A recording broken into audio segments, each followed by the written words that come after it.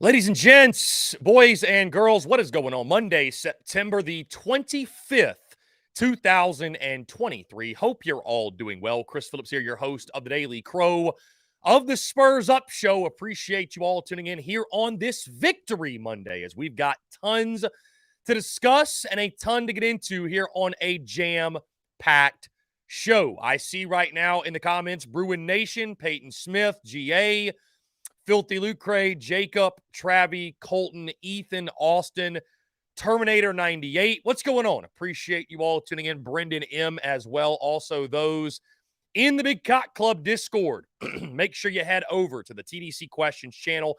The TDC Questions channel, to be sure your questions are answered there. And let me start off by saying that in case you missed it, guys, and in case you did not see on the logo today, TDC is back to the noon to 2 slot instead of noon to 3. We talked about this last week, but really quickly, in case you forgot, TDC is rocking as normal. The only thing we are changing, there is no more Q&A power hour in the third hour because there is no more third hour. Instead, we are moving up practically all of our content one day.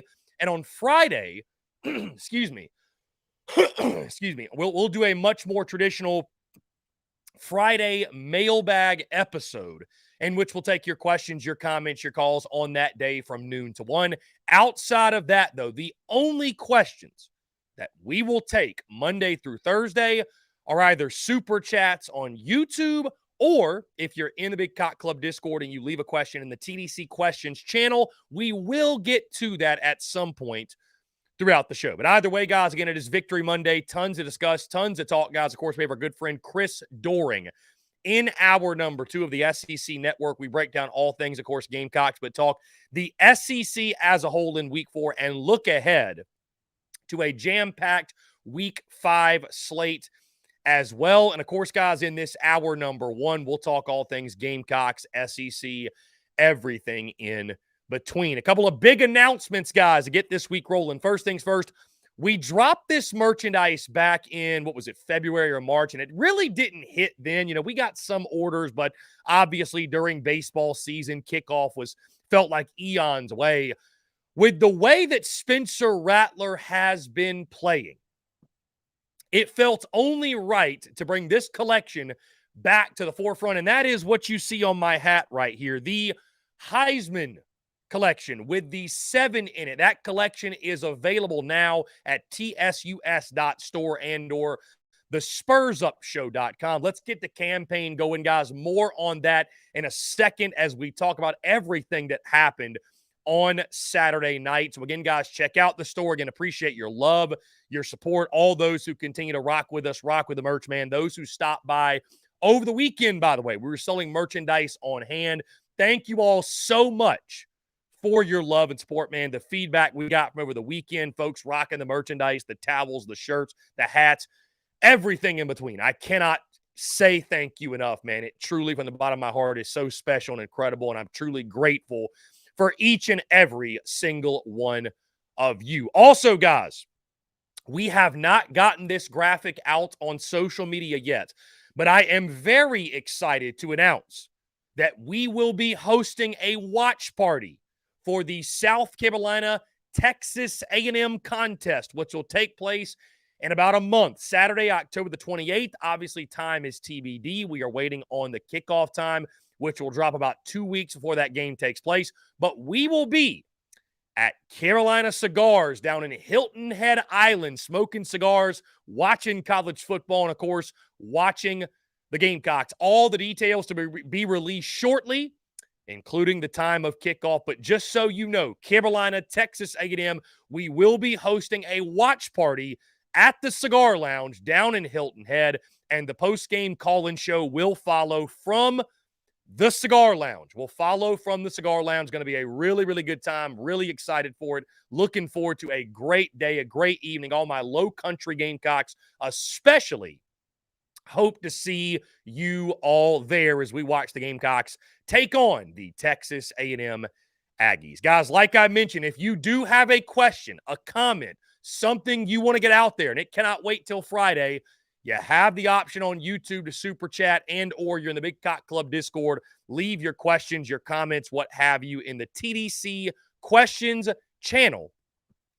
And we will be sure to get to those, can't speak today, get to those throughout the show. With that being said, guys, like I mentioned, a packed hour number 1 as we're talking all things SEC football. And of course, the Gamecocks. Now, normally on TDC, we have done this where I've started out with Monday morning quarterback and then got into my takeaways from South Carolina's victory. But we're going to flip that because I got some feedback from you guys who said, Chris, I don't want to wait, man. I want to get right into it. I want to talk Gamecocks. And without further ado, that's exactly what we are going to do here on this Victory Monday. My top takeaways from South Carolina's 37-30 win over Mississippi State Saturday night at Williams-Brice Stadium, guys. And let me start by saying this.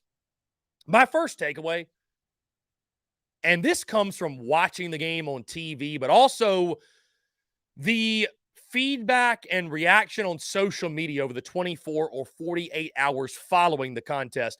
Gamecock Nation, pat yourself on the freaking back. Give yourself a round of applause because Gamecock Nation came through yet again, right, guys? We talked about it all week long, the impact of playing at home at night, the aura of Williams-Brice Stadium and how it's one of the toughest places to play in college football. And, I mean, I don't know if it's because we're getting further and further away from COVID or it's because NIL or it's because of simply what Shane Beamer's doing or because of how Carolina finished the 2022 season. But it almost feels as if the atmosphere at Williams-Brice Stadium is getting better as the Shane Beamer era progresses. And by the way, give credit to Justin King and his entire staff for what they've done with the game day experience, from the lights to the actual media they're playing in stadium to the game day enhancements, everything in between, guys. I mean, the reports that I've gotten from people is that it's really top to bottom, all the bells and whistles. It is a top-tier, top-notch game day experience. And it's one thing to hear that from Gamecock fans, but then you're seeing folks from the Mississippi State side this past weekend who are going as far as to say it is the best game day experience that they have ever seen, that they've ever been a part of. And they've been to practically every other SEC stadium. So I wanted to start there, guys, because, you know, when we talk about winning in the SEC and a lot of these 50-50 SEC games and what it's going to come down to, and if South Carolina is going to get to that 7 or 8 win mark and steal a couple of big games and maybe overcome some deficiencies or overcome some things in these ball games, having that home field advantage and having a crowd that you can lean on and the atmosphere. And, you know, I talked about this, guys, immediately following Saturday night, that it feels like for the Gamecocks that the football gods smile on them or good things just happen at Williams-Brice Stadium. And it's because of Gamecock Nation willing this football team to victory, right? You look at Saturday night, the Will Rogers hit and fumble, some of the other big plays in that game, the interception, again, willing this team to, after the game was tied late, willing this defense to get stops, willing this offense to push that extra yard and make that extra play. And you see it time and time and time again. And this is not to say that South Carolina won't again lose at some point at Willie B, but Willie B has certainly established itself as one of the most hostile environments and, more importantly, one of the toughest places for opponents to win in the SEC. Kudos to Gamecock Nation for making that a reality. Now, guys, as we move to the action on the field and what happened on Saturday night, and you guys know, look, I'm not really despite some popular belief out there, I'm not some major like hot take guy. I'm not going for the clickbait take or trying to be over the top. Like, I really try to be even keeled in all of my analysis, right? Give credit where credit's due. Also be critical of what needs to be critical of, if you will, and stay in the middle. Don't get carried away, but don't be doom and gloom either. And so you know that because of that, when I say this, it's not me getting out over my skis. It's not me, feeling as if I need to make some sort of point. But we need to stop and give credit where credit is due. It's time to start mentioning Spencer Rattler and or Xavier Legette in the Heisman Trophy conversation. And I understand. Listen, I get it. I know how the Heisman Trophy Award works, right? It is the best player on the best team, right? The Heisman Trophy is no longer, it just goes to the best player in college football. Like, your team has to be in championship contention to even have a chance. Look at last year, guys. A guy like Hendon Hooker from Tennessee, he did not even get invited to New York last year, which still blows my mind. But realistically, if we're talking about what the Heisman Trophy is supposed to be about, which is the best individual player in college football, you cannot sit here and tell me through 4 weeks that Spencer Rattler and Xavier Legette don't have legitimate cases. I'm not telling you right now they're going to win the Heisman Trophy. I'm not telling you they should be the leaders at the top, but they should at least be in the conversation. Guys, Xavier Legette leads all of Power 5 in receiving yards. Spencer Rattler is playing out of his mind, completing over 90% of his passes in ball games like it's nothing. Spencer Rattler is doing things against SEC defenses that many quarterbacks could not do against air, guys. 18 for 20, 288, 3 touchdowns, and no picks in that ball game on Saturday night. Xavier Legette, 5 catches for 189 yards, 2 touchdowns, 37.8 yards per catch. Again, I understand how the Heisman Trophy works and why that means that Spencer Rattler and Xavier Legette probably won't even get consideration. And I know it's only been 4 weeks, but guys, you cannot sit here and tell me with a straight face they should not at least be in the conversation right now. The way those two are playing. Let's give credit where credit's due, man. There's no receiver in college football better than Xavier Legette, and there is no quarterback in college football playing at a higher level, doing more for his football team than Spencer Rattler is right now. And it's funny because I keep waiting on, not in a negative way, guys, but like I keep waiting on Spencer Rattler and even Xavier Legette to be human, right? Just to be human. I'm not saying have a bad game, but the law of averages in football and, normally the numbers even themselves out. So I keep waiting. Okay, at some point, right, he's human.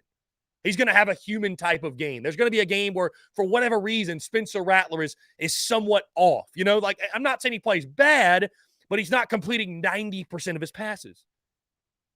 And Spencer Rattler refuses to oblige. Again, I'm not telling you right now, give him the Heisman Trophy, because I get how it works. Unless South Carolina rattles off 8 straight wins and goes 10-2, is in a New Year's Six Bowl, he doesn't have a chance. I mean, guys, again, you think about it. Hendon Hooker did not even get an invite last year, and he was historically great.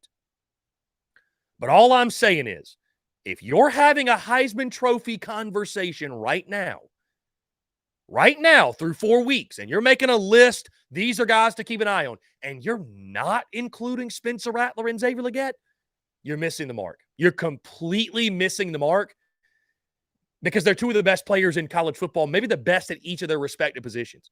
Xavier Legette leading all Power 5 receivers in receiving yards, and Spencer Rattler, there's no quarterback playing at a higher level right now. Get the freaking campaign started for both, man, because both guys deserve it. And, of course, they were big parts, guys, of South Carolina's success on Saturday night. I mean, I think at this point, sticking with the whole Rattler-Legette thing, specifically on Spencer Rattler, and this is who he is. The thing that's impressed me the most, guys, I said this after week 1, I'll continue to say it. What's impressing me the most, I never doubted that what Rattler's doing right now, I never doubted that he was capable of that. I don't think anybody did. What I doubted was he was capable of doing it without the back-breaking mistakes that had haunted him through the first, 3 years of his college career. So that's what's impressing me more than anything. Because you think about that game on Saturday night, right? If Spencer Rattler makes that bad throw that leads to a pick, if he fumbles the football, if he makes those bad decisions that have haunted him, like if he played anything other than damn near perfect on Saturday night, he had 2 incompletions. One of them should have been a pass interference. Omega Blake jersey got grabbed. He could have caught that football had that not happened. So I don't even really count that against Rattler. And honestly, I forget the other incompletion. But if Rattler is anything other than damn near perfect in that game, there's a good chance South Carolina does not win that football game. That's what's impressing me right now, guys, more than anything, is like we knew he was capable of greatness, but not making the mistakes. He has significantly raised his floor. And you got to give credit to Dowell Loggins, too. You got to give credit because it's not perfect for sure. It's not perfect, but my goodness, it is such a night and day difference from what we saw last year. I mean, guys, on a side note, how bad was Marcus Satterfield? How terrible was Marcus Satterfield to think that he had this at his disposal? It's insane. Back to the Xavier Legette point, guys. I mean, good for Xavier Legette, first off, man. Good for Xavier Legette what's happening because this is a dude, it was around this time last year, right? It's funny enough, a year ago to the date, we were sitting here during SC State week. And that was the week and that was the game in which Xavier Legette had the two balls that bounced off his hands and turned into interceptions. And, many Gamecock fans out there said, hey, he should never play again. Pull his scholarship, cut him from the team. He's never going to amount to anything.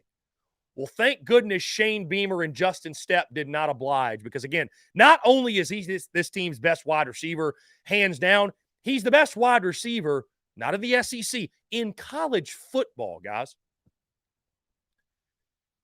And, I mean, he just, I don't think South Carolina's got a long, a laundry list of great wide receivers on this roster. Admittedly, they've got some solid ones.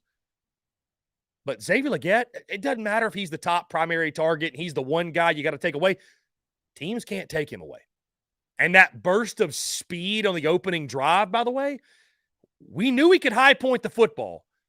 My goodness, that speed. I mean, does this dude run a 4.25? Like what? We have not seen that in his game. And I tell you this too, in closing on those two guys, Spencer Rattler and Xavier Legette, 2 dudes that are making themselves a ton of money this season. Now, sticking with the offense, guys, the debate at running back is officially over. And if it's not, it should be. But amongst the fan base and amongst yours truly, the debate is over. Mario Anderson is this team's RB1. And it's not because of preference. It's not because of potential. It's because of productivity. And Mario Anderson gave you something on Saturday night we have not seen. We have not seen at all to this point. Of course, our Week 4 MVP, in case you missed it, 26 carries for 88 yards and a touchdown. And I know some will look and say, okay, he averaged 3.4 yards per carry. Big whoop. But guys, when you've been struggling to run the football as much as South Carolina has, 3.4 yards per carry feels like a massive success. And we talked about this before, guys. South Carolina, by the way, as a football team, ran for 144 yards total. Our good friend JB over at Inside the Gamecocks, excuse me, he's pointed this out before that when South Carolina runs for over 100 yards, I believe now the record is 13-1 in the Shane Beamer era. Either way, whatever that record is, South Carolina wins when they run for over 100 yards.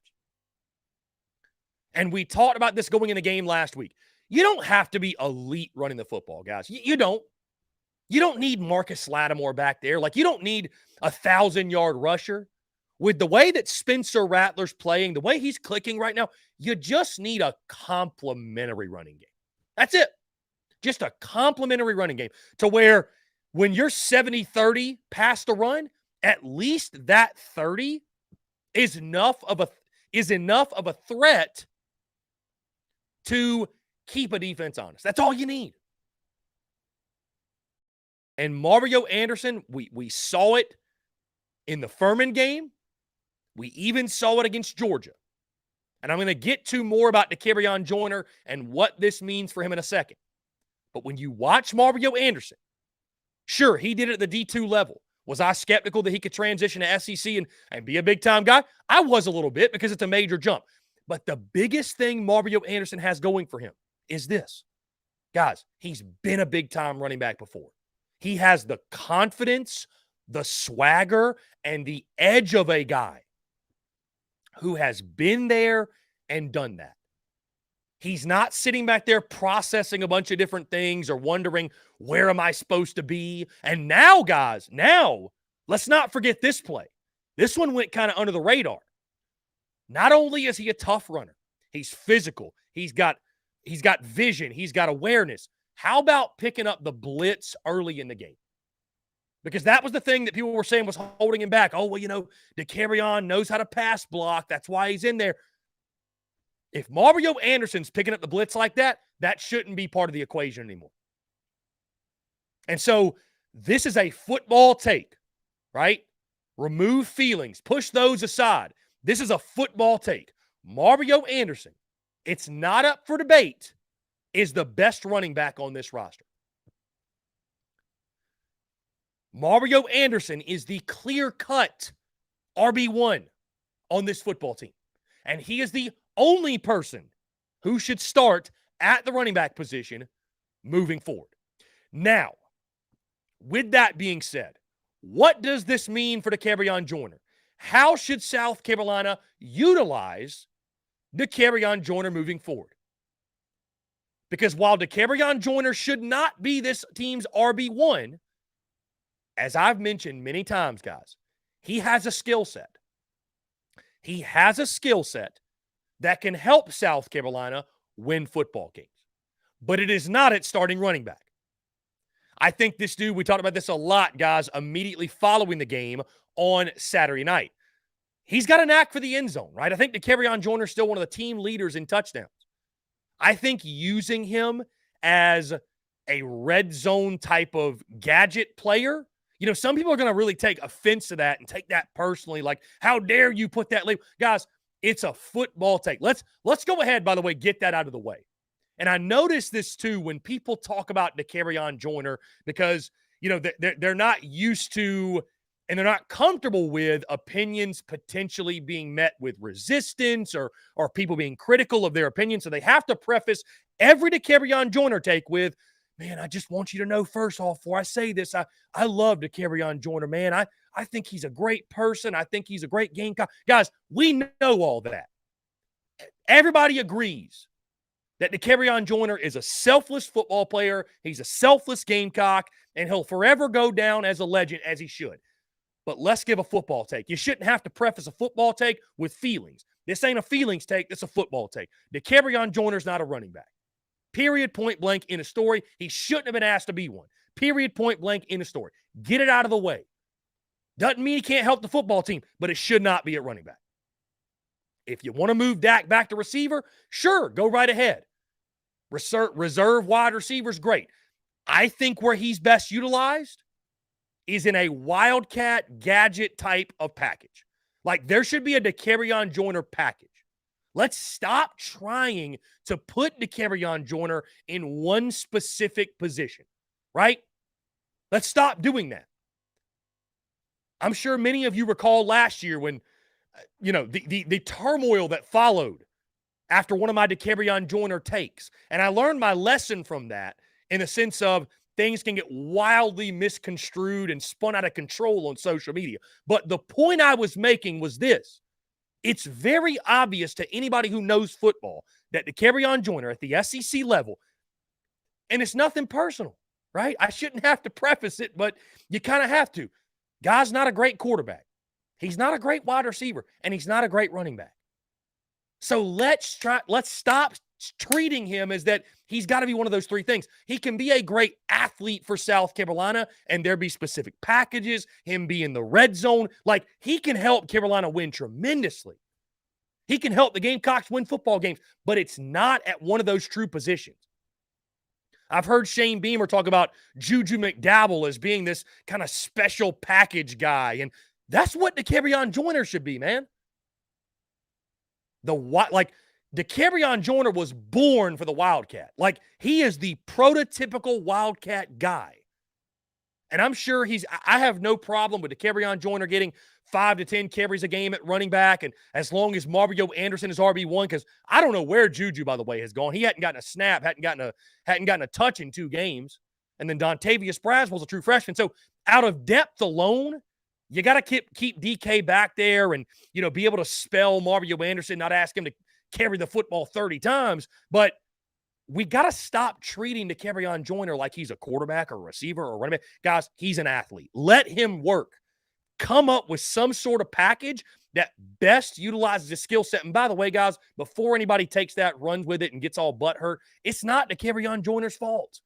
He's been grossly mismanaged throughout his entire career at South Carolina. It started with Will Muschamp and then Marcus Satterfield, and nobody's ever been able to get the most out of the guy. But he can still flourish and be a big-time playmaker for South Carolina. I think red zone threat, I think having that package, guys, he's got a knack for the end zone. When they get down there, he's taking that direct snap at quarterback, but it should not be at RB1. And I think the carries at running back should honestly be limited. I think they should, because it's very clear-cut right now what the answer is at that position. Now, continuing to move forward, guys, I thought it was great to see Trey Knox finally at the tight end spot get his shine. And a productive outing for Trey Knox at that, guys. 4 catches, 53 yards. Obviously had that big touchdown catch in the ball game. Hey, that's all you're asking for from a guy like Trey Knox. I don't think anybody was expecting him to be a 1,000-yard receiver, but just being that safety valve for Spencer Rattler. The biggest thing for Trey Knox that I see, just catch the football, man. I think sometimes there's like lapses in concentration to where he's dropping the football. There are very easy catches he should be hauling in that go off his hands. But for the most part, I thought it was great to see those tight ends get going, specifically Trey Knox. And, man, if you can keep that rolling, maybe get Joshua Simon some touches, and then you got Xavier Legette going. I think the wide receiver room is still kind of, okay, who's the number 2 guy? Is it Omega Blake? Is it Eddie Lewis? Is it Amarian Brown when he comes back? Hey, in the meantime, you know what you can do to help out Xavier Legette? Number 1, get Mario Anderson going. But number 2, get Trey Knox, Joshua Simon. I thought that was a great sign for this Gamecocks offense on Saturday night to see him get involved and get in the end zone most importantly. The offensive front, guys, that young talent is continuing to shine. I thought a really, really telling comment from Shane Beamer was in his teleconference on Sunday night when he mentioned that, Ja'Kai Moore got banged up or he's hurt or whatever. And then he followed that up and said, but we're planning on playing Trovon Bowe anyways. he made it very clear to say, hey, it ain't no big deal. We're going with these young guys. We're investing in these young guys. And, man, you're just getting to watch Big Tree Babalade, watching Trovon Bowe, because, guys, that was the frustrating thing early, right? We felt like, hey, this offense, we know it's got tons of talent. We know it's got playmakers, but you got to get what you need out of those big uglies up front. And, I think what's most exciting, it's not going to be perfect right throughout the year, but what's most exciting, in my opinion, is seeing those young guys start to really get their feet under them, start to really gel. And, guys, if they're this good as freshmen, and they don't even hardly know what they're doing yet, and they're not even close to the best physical shape they're going to be in, right?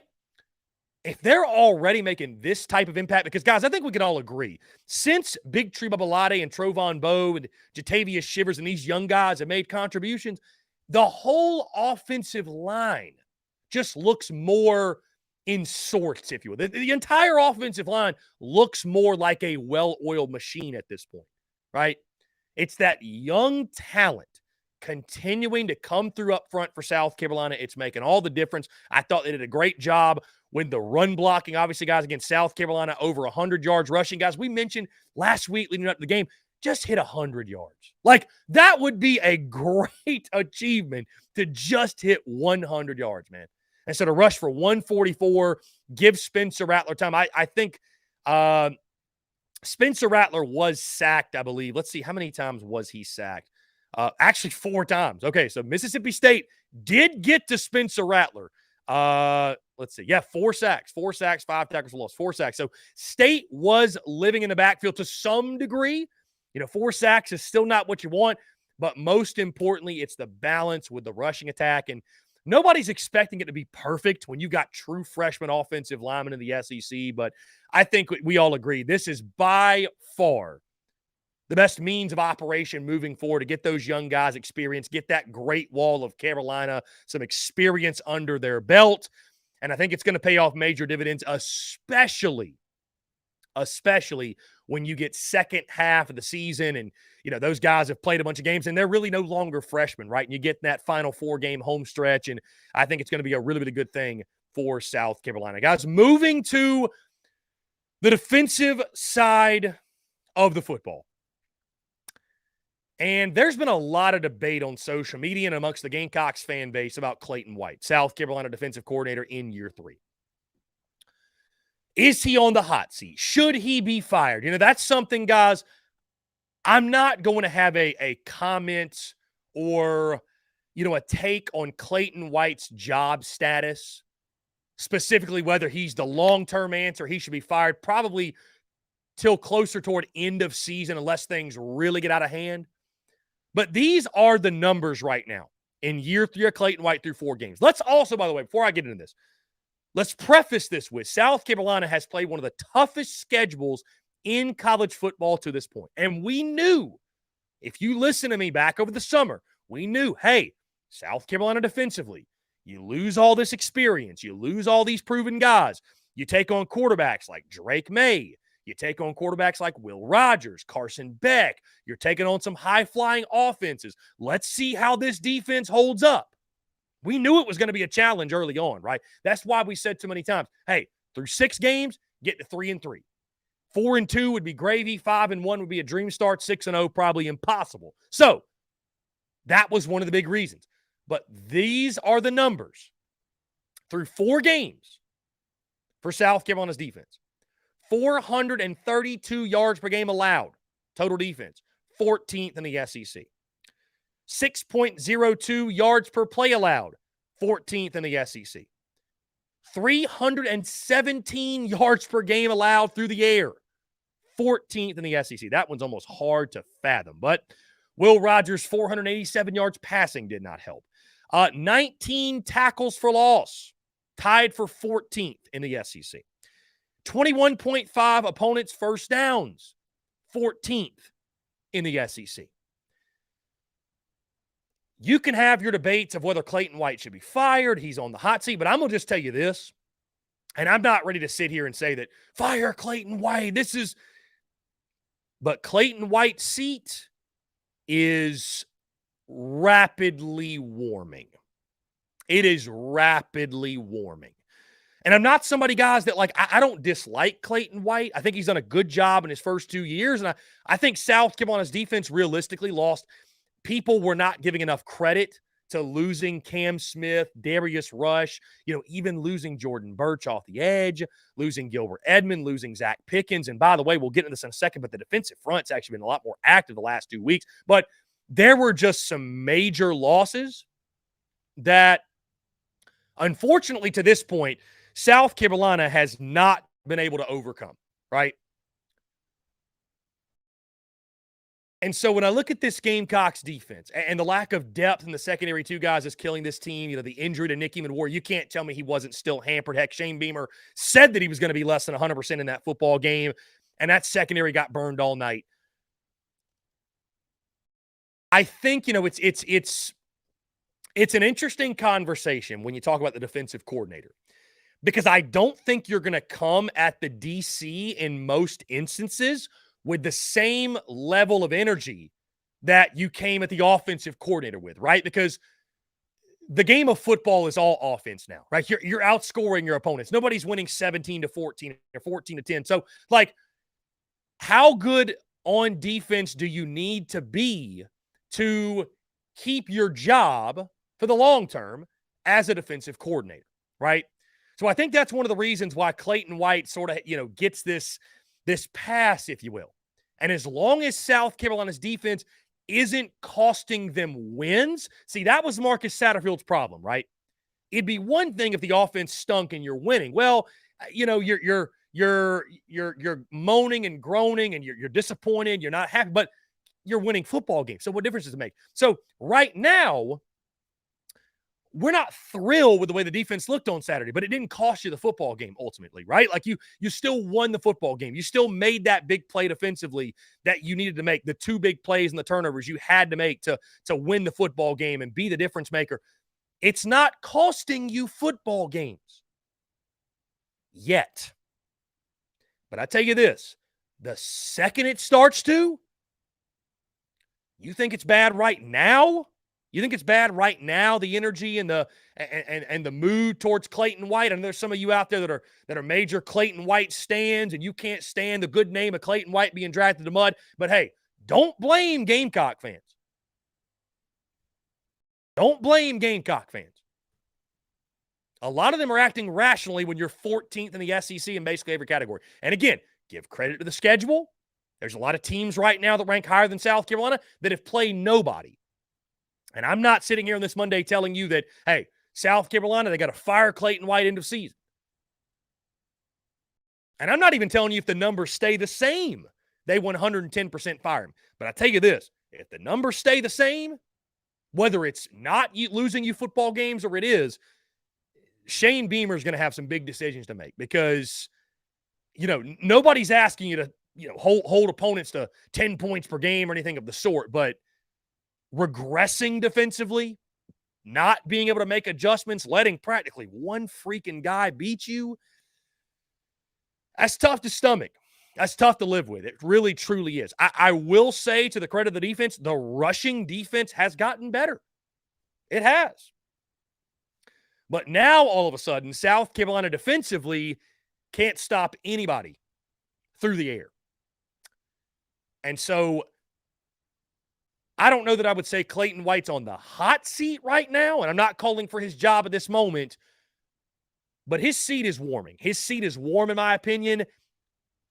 I need to see something from Clayton White in these eight final regular season games because the defense has been less than stellar to this point. That's putting it very, very kindly. Sticking with the defense, guys. On the bright side, as I mentioned, I think the defensive front is actually continuing to progress. Now, you got to look at the flow of the game as well. I think Mississippi State saw early on, hey, our guy Will Rogers is hot. We're having a lot of success in the passing game. Let's continue to utilize him, and they did that. But I think guys like Tonka Hemingway, Alex Huntley, Jordan Strawn, TJ Sanders, I'm seeing just a different type of energy from the defensive front, right? And even when Mississippi State went pass heavy, obviously they're throwing every single down.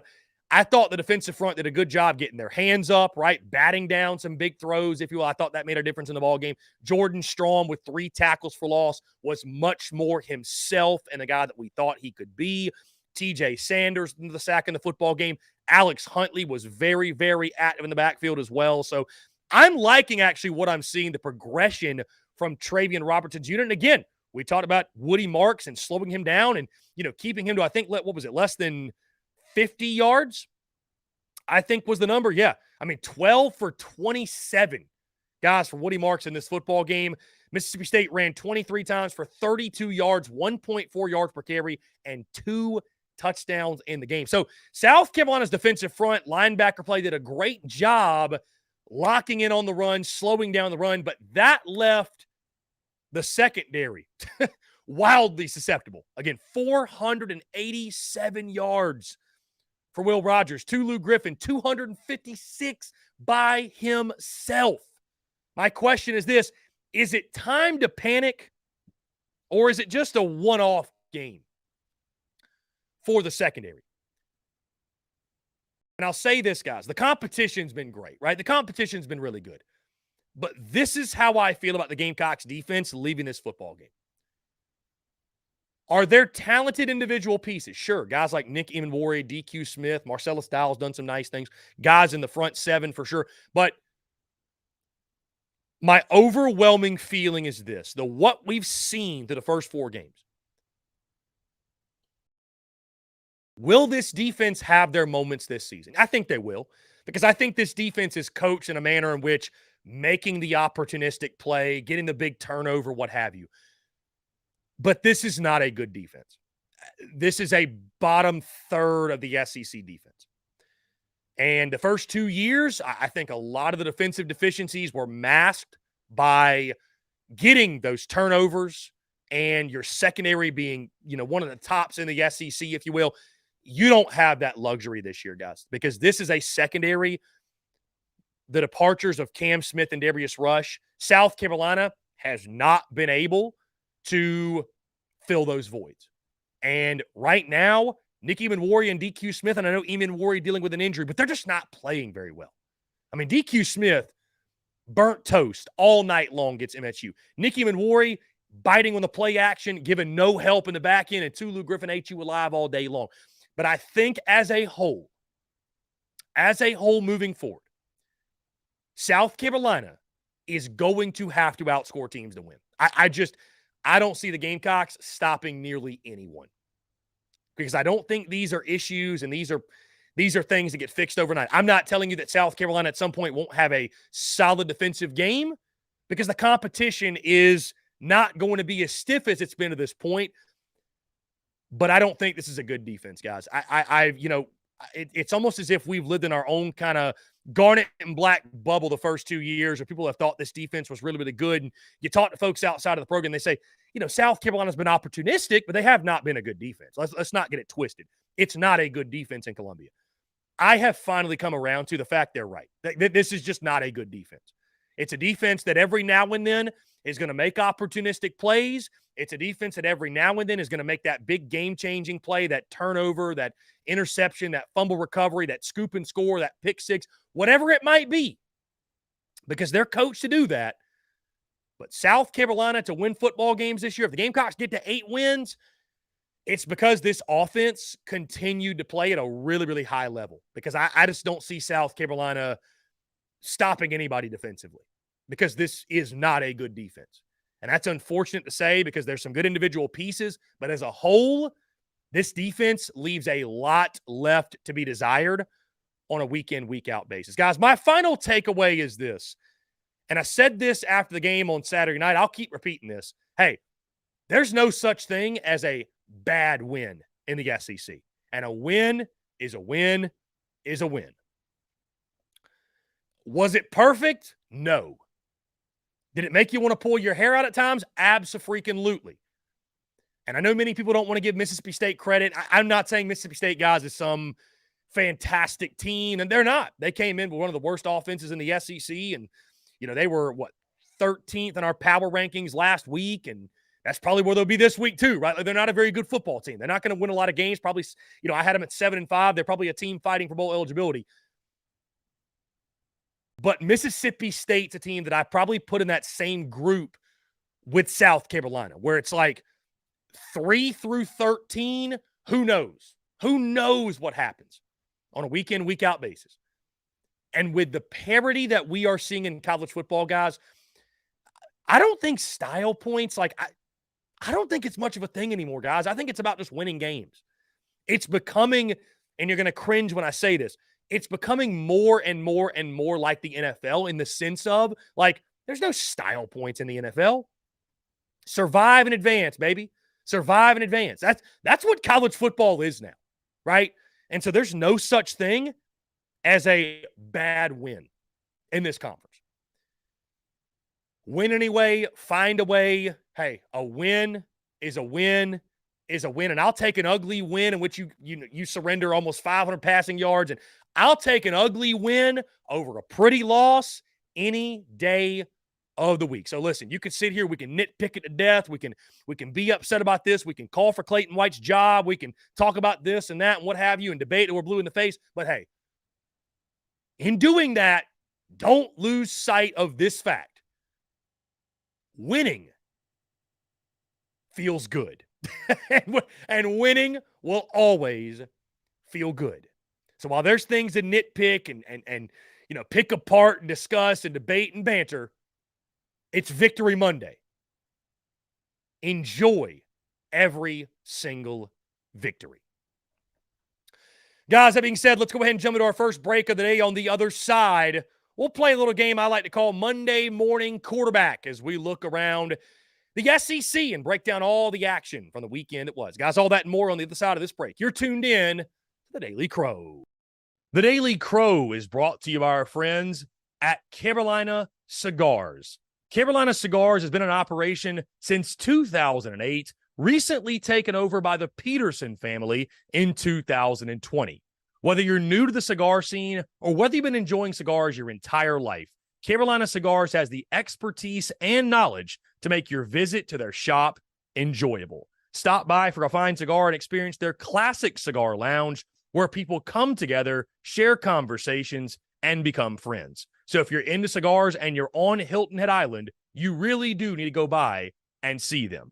They offer same-day shipping nationwide, free delivery island-wide for weddings and all special occasions. They're also proud to offer premium cigars at 9 outside humidor locations around Hilton Head Island, and they have special events throughout the year as well.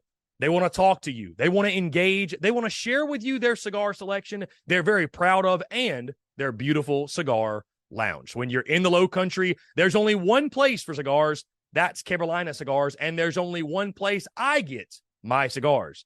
That's Carolina Cigars, Hilton Head Island's premier cigar merchant. Come and share your passion. It's all here at Carolina Cigars. Give them a follow on Instagram at Carolina_cigars, or give them a call today at 843-681-8600. That's 843-681-8600. Smoke them if you got them, and tell them that Chris from the Spurs Up Show sent ya. The Daily Crow is also brought to you by our friends over at A1 Air Quality Consultants. Headaches, coughing, running nose while in the office or just in your home, call A1 Air Quality Consultants to have your air checked today. From Columbia to Asheville, Anderson to Charlotte, they are your breath of fresh air for all of your air quality needs. Be sure to give them a call or shoot them a text today at 864-619-2092. That's 864-619-2092. You can also contact them via email at a1airqualityconsultants@gmail.com. Be sure to check them out. We thank A1 Air Quality Consultants for their love and support of the Spurs Up Show, and tell them that Chris from the Spurs Up Show sent ya.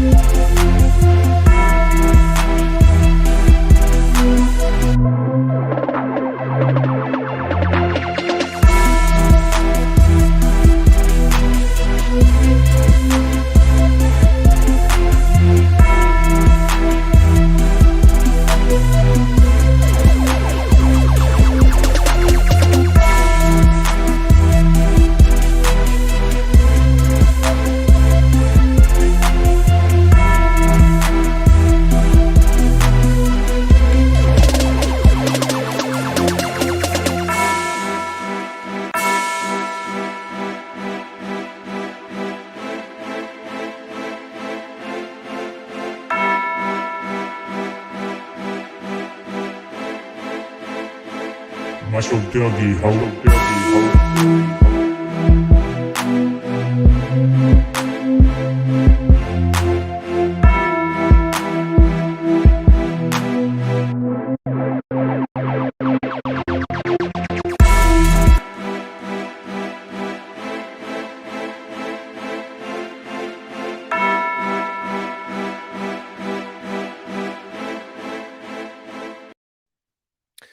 All right, guys, we're back here on this Monday, September the 25th, 2023. Want to once again say thank you all so much for tuning in to the show. Really exciting stuff, man. Excited for a new chapter to get back to the old way, I guess, of things. With TDC rocking noon to 2, Monday through Friday.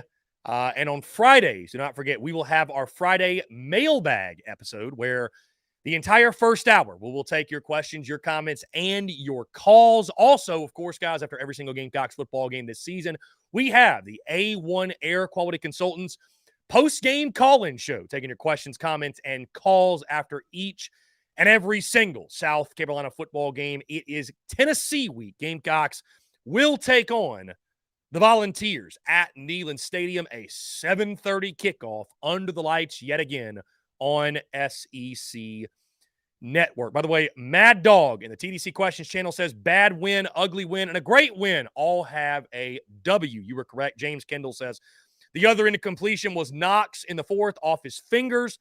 Well thrown ball. Yeah, James Kendall, it's funny. I was talking about Trey Knox, and I knew he dropped a pass, but it didn't register that was the other drop. So or the other incompletion. So you're correct. I mean, you think about it. Rattler could have gone 20 for 20. It realistically could have happened. The crazy part. Either way, guys, let's keep the conversation rolling, talking all things SEC football in a game I like to call Monday Morning Quarterback as we look back on the weekend that was in the Southeastern Conference. We start Texas A&M, Jimbo Fisher, Bobby Petrino getting a big 27-10 win over the Auburn Tigers. And, you've heard Hugh Freeze talk about the offensive struggles and the problems they've had. I mean, it really came to a head in College Station. Auburn's been a nice story to this point, one at Cal on the road, but they could just get absolutely nothing going. Because, I mean, listen to these passing stats. Peyton Thorne, 6 of 12, 44 yards through the air. They brought in the Gurner kid, 8 yards passing, and then Robbie Ashford had 4 yards passing. Their leading ball carriers battle with 59 yards, Hunter with 53. So a little bit better success on the ground, Jackson with 31, but all in all, it is a real struggle. I mean, Hugh Freeze is going to do big things at Auburn, but he's got to get his quarterback. I mean, bottom line, he just does not have that guy right now. And then Texas A&M overcoming the injury to Connor Wegman, who went 8 of 14, 70 yards. What a luxury it is to have a guy like a Max Johnson, 7 for 11, 123, 2 touchdowns, no picks on the game. And guys, as we talked, this was a game A&M had to have, right? Jimbo Fisher, Bobby Petrino, you lost that game to Miami. You feel like even though it wasn't an SEC loss, you don't have any hiccups left. I think for Jimbo, realistically, to be thought of as the guy in College Station, 9-3 or better is what they need to finish with. And so this was a big game, not from the standpoint that Auburn was ever really talented enough to, give Texas A&M a real run for their money. But just because of the way the two teams have been playing for Texas A&M, protect the home field, play up to their capabilities. Of course, Aniyah Smith on the outside, big as well, 5 for 78 at the receiver position. Evan Stewart, 3 for 50.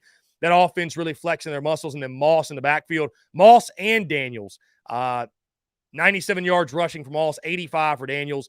Got the running game going in this football game. So all in all, a successful performance, especially the offensive side of the football for A&M. And I think A&M coming more back into form of what they think or what we think they can be as a football team. And then again, guys, like I mentioned, Auburn, Hugh Freeze got to find his quarterback. I mean, that's the biggest thing holding back the Auburn Tigers right now is they just really don't have that trigger man, that difference maker under center. We moved to Nashville. Vanderbilt taking on Kentucky, and the Cats stay undefeated with a 45-28 win over the Vanderbilt Commodores. And guys, we need to put respect on Kentucky because the fact of the matter is this, they are 4-0. They are undefeated. They jumped all over Vandy, by the way, outscored them 21-0 in the first quarter. They were up 24-10 at halftime.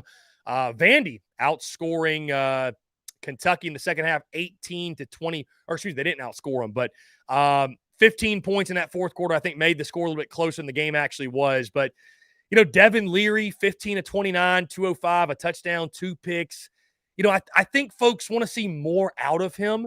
And as the competition gets better it's going to be a real test, right? Like this weekend, they've got the Florida Gators in Lexington because Kentucky, it's the curious case of they're 4-0, but they haven't looked particularly great in any game. So, like, are they 4-0 because their schedule's not very good? Or are they 4-0 because they are actually a really good team, right? Ray Davis against his old team, guys, exactly what you'd expect. 17 carries, 78 yards, 4.6 yards per carry, 2 touchdowns. I thought there was a good chance he would go off in this football game. Barian Brown, Dane Key on the outside, the big-time playmakers for Kentucky. 4 for 105 for Brown, 4 for 58 for Dane Key. And then on the Vandy side, guys, I mean, just not enough in the quarterback position. A.J. Swan, 16 of 40, had 3 interceptions in the ballgame. Kentucky's defense, give them credit, obviously. But my bigger thing leaving this game is Kentucky. I just don't know, because Kentucky was a team that I bought stock in over the summer, was really high on. Like, I still think Kentucky could be good. But when we look back, when the dust settles, are we going to say, well, Kentucky finished with 8 wins, but it's more so because their out-of-conference schedule sucks, and they beat Vanderbilt, and they kind of skated by, and anytime they played a good team, they were outclassed? Or is Kentucky actually a good team? Are they actually the second-best team in the SEC East? See, that's the thing. That's like what I would hate if I were a fan of a team like Kentucky and having a schedule like that. Is like when you don't play anybody at the front half of your schedule, like, you're not going to know. You're not going to much know what you have. So I think the jury's still out on Kentucky, but all in all, did what they needed to do to take down Vanderbilt in a big win in Nashville. Guys, we move to the game of the weekend, of course, in Tuscaloosa. Alabama makes a statement and a big bounce-back performance, taking down Ole Miss 24-10. First on the Rebel side, man, Lane Kiffin. It's just like there is this ceiling at Ole Miss. And give credit, by the way, to Lane Kiffin for getting Ole Miss football to that ceiling. But there is this ceiling at Ole Miss where it's just like every time they get to this position, they get to this level, Ole Miss is just not able to win the big game. They're just not able to break through that glass ceiling and emerge and kind of, announce to the college football world that they are ready for this stage or they're on this stage. You're going to hear Chris Doering talk about this, guys, but really I thought in that first half, Alabama looked like that team that we saw against South Florida and throughout this season, where it's just this comedy of errors. They're shooting themselves in the foot. They can't get anything going offensively. Here's the thing. When you got Alabama like that at their place, you got to take advantage, man. You have to be able to take advantage of the mistakes, and Ole Miss couldn't do that. And so what happened was you allowed Alabama to get into a rhythm. You allowed Alabama to get some confidence. I thought Jalen Milroe just reaffirmed he obviously is the guy at quarterback. Was he perfect? No, but 17 of 21, a touchdown. The one interception was a really, really bad throw in the red zone. It cannot happen, but by far better than any quarterback they've got other than Jalen Milroe on the roster. Jace McClellan getting the running game going was big for Bama, 6.2 yards per carry, 105 yards rushing, a touchdown. I thought Alabama on the defensive front, they were much more active. And, for Ole Miss, man, it's like if you can't get Quinshon Judkins going, you just don't have a chance, man. I mean, he did rush for 4.3 yards per carry, but only 13 carries, 56 yards. Jackson Dart in this game, 20 of 35, 244, had 1 pick, but no touchdown passes. So, if you'd have showed me the stat sheet, I could have easily told you, right, that Ole Miss wasn't going to win this football game. But for Alabama, it was the game in which, of course, we took Alabama -7. A lot of folks were on Ole Miss. It was just one of those things where it's like, I don't trust that Ole Miss is ready to win the big game. And I'm also not going to sell stock on a Bama team that's still loaded with talent. Now, I'm not telling you to buy stock in the sense they're going to win the West or they're going to be anything other than 9-3, but I never bought that Ole Miss was ready to win a football game like this, and I think Saturday just further proved that point. Guys, we keep it moving. Tennessee, the Gamecocks' Week 5 opponent, takes down UTSA. Final score of 45-14. What's really interesting is the mood of Tennessee fans on social media after this football game. Because if you just look at the box score, I mean, it's 31-0 at half balls. Yes, UTSA made it somewhat interesting, scored 2 touchdowns in the third quarter. But, I mean, Tennessee responded with 2 touchdowns of their own in the fourth quarter. They win this game 45-14, right? A blowout win. Joe Milton goes 18 of 31, 209, 2 touchdowns. Sampson in the backfield for them, 11 carries for 139, 2 touchdowns, 12.6 yards per carry. Joe Milton, 5 carries for 89 yards, had that big 81-yard rushing touchdown to start the game, right? Small, 9 for 61. Jalen Wright, only 4 for 16. But, you look at the numbers, you think to yourself, okay, all is well on Rocky Top. Dude, Tennessee's fans are they're in disarray right now. Maybe Joe Milton's not the guy. I think the biggest thing is this. It's not about what Joe Milton is doing. It's about what he's not doing. It's about the throws he's missing. It's about those big plays not being hit. And Joe Milton, these receivers as well, especially these receivers, I don't know who Tennessee misses more. Hendon Hooker or Jalen Hyatt, because they're just off in the passing game. I mean, they're off, right? I mean, 6.7 yards per completion for Joe Milton. That's what's irking Tennessee fans, I think, more than anything.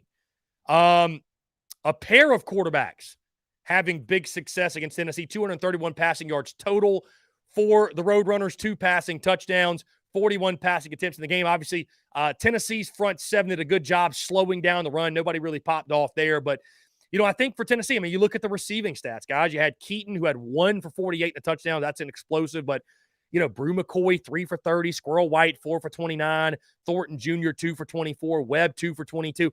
There's nobody really popping off right now at receiver. So it's very interesting feelings in Rocky Top, especially when you look at a game like this and then you go on social media or you talk to Tennessee folks, and a lot of them are saying, we're no good. We're not going to win another game. This offense sucks. This team sucks. Heupel doesn't have it. It's like the energy doesn't match what the stat sheet is saying, but I think it's because Tennessee's just not what they were last year, and they're missing some of these big plays they had last year, and maybe Joe Milton is missing on some of these ball plays, and Tennessee fans are having a rough time adjusting. But either way, Tennessee gets the big win at Neyland Stadium. How about LSU and Arkansas, and arguably the game of the weekend?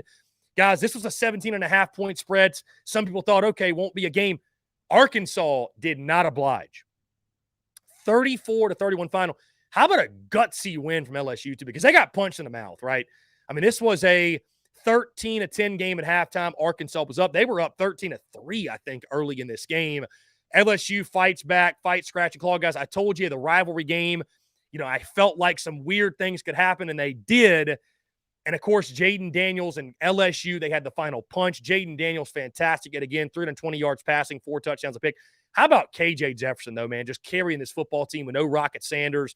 I just, again, as we talked about South Carolina earlier, guys, style points, they mean nothing. I know some people are going to look at this and say, man, what is LSU? Are they any good? Arkansas stunk. Guys, it is about survive and advance in the SEC. And there's no such thing as a bad win in the SEC. I felt more so encouraged about what I saw from Arkansas than questioning LSU. I mean, we know what their problem is. It is the secondary, but the offense clicking on all cylinders, guys. I mean, Malik Neighbors, big time yet again with 8 catches for 130 and 2 touchdowns. How about Thomas Jr., the other big threat for them on the outside, 5 for 133 and 2 touchdowns. But I loved seeing this game, guys, because this was just a good old-fashioned SEC rivalry. Good old-fashioned SEC West rivalry, and LSU comes out on top. And again, guys, survive and advance. There is no such thing as a bad win in the SEC. How about Florida taking down Charlotte? 22-7. 22-7, guys. Final score of this game. 16-7 at halftime. Gators score a field goal in each of the third and the fourth quarters. Dominant defensively, right? I mean, it's one of the top defenses. I actually think the top defense in the SEC through 4 weeks. But, man, I mean, did Florida show up for the game? Did they play their twos the entire game? I know they didn't, because I see the rushing yard numbers. I see Graham Mertz, 20-23, 259. That's got to be the most encouraging thing coming out of it. Graham Mertz is getting hot, playing efficiently. You carry that into this Saturday's Kentucky game. But I don't know, man. I mean, does Florida know how to handle success? Do they know how to handle victories? Do they know how to handle momentum? Because it doesn't look like they do based off that performance. Is it something that's going to linger, or is it a wash because you're playing lesser competition and it's the letdown game after, playing a team and getting a big win like a Tennessee? I guess we'll see. What the case is, but man, I was stunned to see that Florida score because, guys, Charlotte's not a good football team. Charlotte in no way is a good football team. And, Florida just having to skate by the 49ers. We'll find out a lot more about the Gators this weekend when they take on Kentucky, noon kick, SEC Nation on hand in Lexington. Guys, Georgia, let's move to Athens. In the night game at Sanford, they take down UAB by a final score of 49-21. Dogs were up 28-14 at half. Was surprised to see Trent Dilfer's team get 2 touchdowns on that Dogs defense in the second quarter, but of course, they pull away in that game. Again, guys, it's just another game where Georgia is not doing anything crazy flashy, right? Carson Beck, 22 of 32, 338, 3 touchdowns.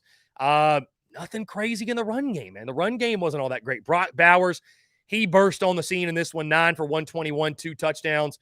Marcus Rosemary, Jack Saint, 3 for 94. But Georgia's just kind of ho-hum, just, doing what they have to do. Nothing flashy, nothing crazy. And, they obviously still won the game by 28 points. But now the Dogs getting SEC play on the road at Auburn. I'm just curious to see, do we start to see Georgia pop, right? Because all Georgia's hearing is that they're no good and they're not beating teams the way they're supposed to be. And all Georgia's doing is winning football games, guys. That's all Georgia's doing. They're just winning games. It may not be with the style points or flashy or this or that or whatever, but they're just winning football games. They're doing what they have to do to win football games, period, point blank in a story. And so I'm still in the camp of I'm not buying that Georgia's not very good. I'm not buying, Georgia's not a polished, finished product right now. The luxury of their schedule is they don't have to be, right? They don't have to be. So I think once Georgia gets healthy, they get their guys back, they're going to get into a rhythm, get in a flow. They're still more talented than anybody out there, guys. That's the crazy part. Georgia is playing okay football, and they haven't played a game within single digits yet. They're having no problems disposing a team. So I'm not worried about Georgia, especially when you look at how Carson Beck is playing.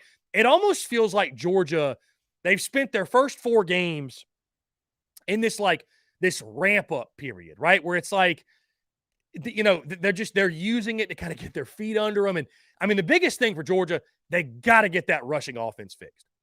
They got to get that run game going. It makes no sense how bad they are running the football, but I'd be surprised that doesn't change. I really would, guys. And who knows? Maybe that's the case if Georgia's actually not all that good, and the guys they lost and Mike Bobo at OC is really hurting them. But I'm not drawing those conclusions quite yet. And guys, finally, last but certainly not least, Missouri takes down the Memphis Tigers by a final score of 34-27. And listen, Mizzou, I'm here to eat crow. I doubted you 2 weeks in a row. I thought, you know what? The downfall of Mizzou is incoming. And the Tigers would not oblige, guys. I think we've really got to start giving Mizzou another look and saying, okay, I think right now, and I know they've played 4 non-conference games. They got Vandy this weekend, so we probably still don't learn a lot about them. But, guys, Missouri's 4-0. And they got a top 25 win. They got 2 wins over Power 5 teams. And they're probably going to be 5-0 hosting LSU in a couple of weeks. I'm willing to go on record right now and say that Missouri is the second best team in the SEC East. Right now. Now, does that change when the competition stiffens up for Mizzou? It very well could. I wouldn't be surprised if it did. But right now, I'd say Mizzou is the second best team in the SEC East. Brady Cook, 18 of 25, 341, 2 touchdowns. Cody Schrader for them, 14 for 123, a touchdown. Nathaniel Pete, 15 for 65, a touchdown. They've got that 1-2 punch. Luther Burden continues to be fantastic, 10 for 177. They've really got something, guys, in Como. They've really got something in Como. I think there's a lot of reason to be excited, guys, if you're a fan of the Tigers. And listen, I'm here to eat crow. Like I said, I thought the downfall was coming.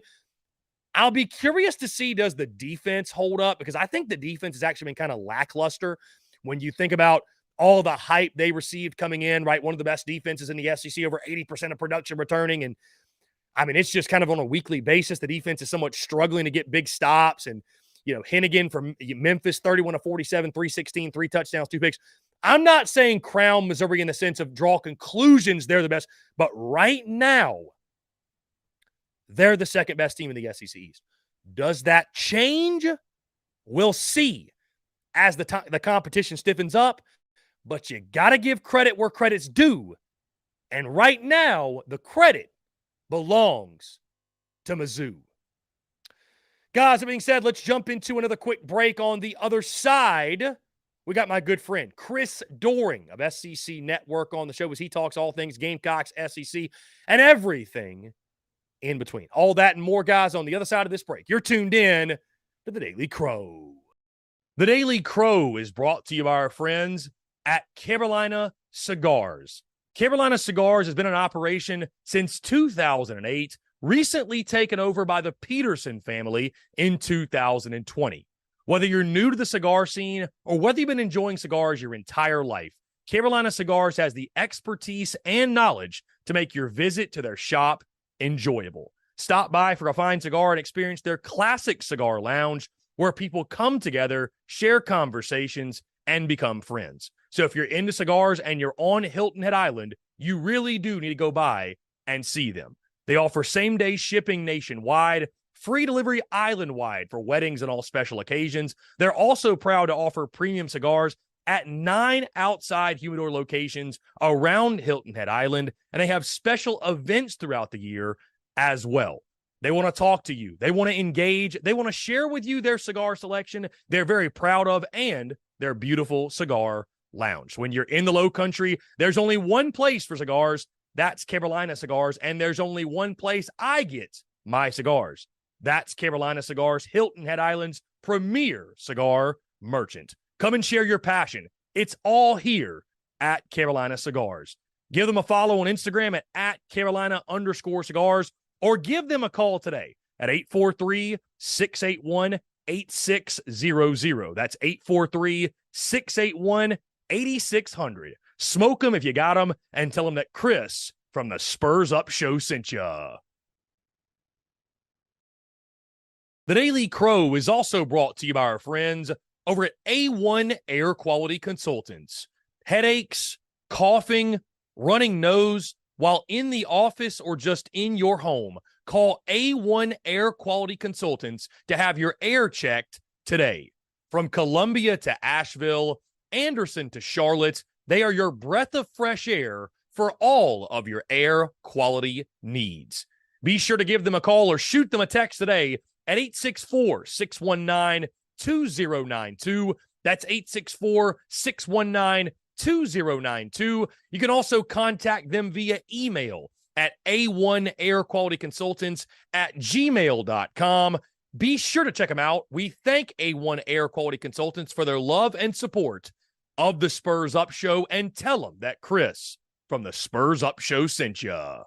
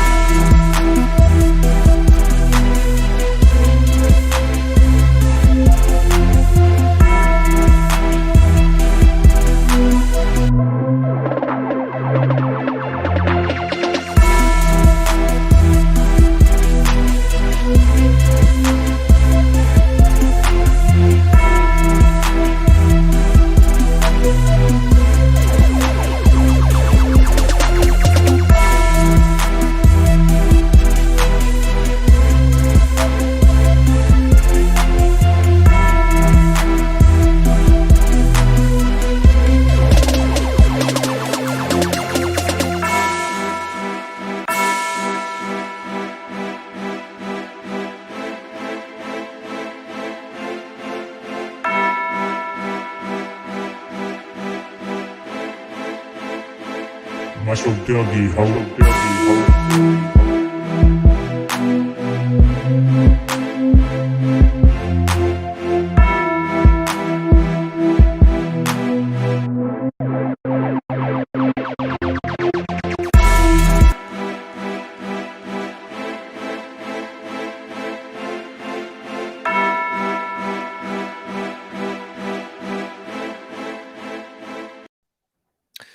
Ladies and gentlemen, we are back here on this Monday, September the 25th, 2023. Thank you all so much for tuning in, guys. Your love, your support. It's always such a pleasure and such a blessing that we get to do this each and every single day, chatting with you all, conversating, talking about the thing we all love so most. That is so most. What is so most? See, sometimes my mouth moves faster than my brain.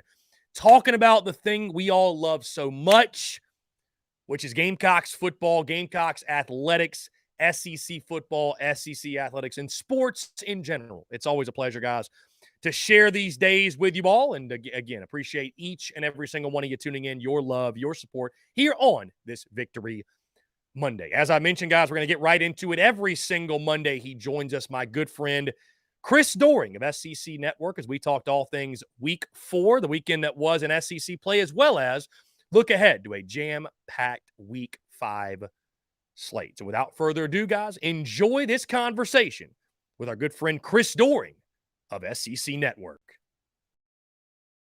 All right, guys, he joins us every single Monday to help us break down the weekend that was in SEC football and also look ahead to each and every jam-packed slate that awaits our good friend Chris Doering of SEC Network. He once again joins the show. Chris, appreciate you taking the time, my friend. As we just talked off air, things are starting to heat up as things pick up in conference play. So excited to chat with you, and again, grateful for your time and the opportunity to talk with you all about it today. Yeah, good to be back with you, man. It's hard to believe we're close to a third of the way done with the season at this point in time. But you're right. Starting to figure out who these teams are, starting to get a little bit more conference play nationally, a ton of great games. And so I mentioned it on the show on Saturday night, like this would be a great year for the 12-team playoff. I know it starts next year, but I wish we could push it up a year because it seems like there's a lot of really viable teams that would be deserving of getting in that thing.